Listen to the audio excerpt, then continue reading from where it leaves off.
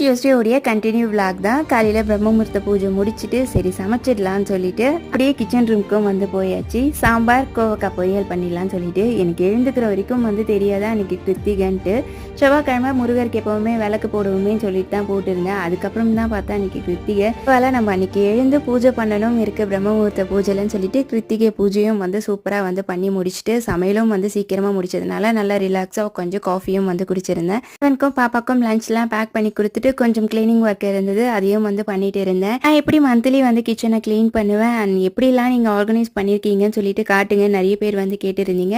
இந்த ஷார்ட் கீழே long video clickable லிங்க்ல வந்து போஸ்ட் பண்ணியிருக்கேன். ஃப்ரீயாக இருக்கும் போது செக் பண்ணி பாருங்க. கிளீனிங் ஒர்க் முடிச்சுட்டு துணிலாம் காய வச்சாச்சு. ஈவினிங் போல் பெயிண்ட் பண்ணி வச்சிருந்த சிவனுக்கும் வந்து அழகாக டெக்கரேட் பண்ணி அங்கே விளக்கேற்றிடலான்னு சொல்லிட்டு ஹால்லே வந்து வச்சிருந்தேன். வாட்டரில் ஃப்ளவர்ஸ்லாம் போட்டுட்டு அப்படியே சிவன்கிட்டையும் விளக்கேற்றிருந்தேன். ரொம்ப பாசிட்டிவாக போச்சு அந்த டேவுமே. அடுத்த ஒரு சூப்பரான வீடியோவில் பார்க்கலாம். Have a nice day.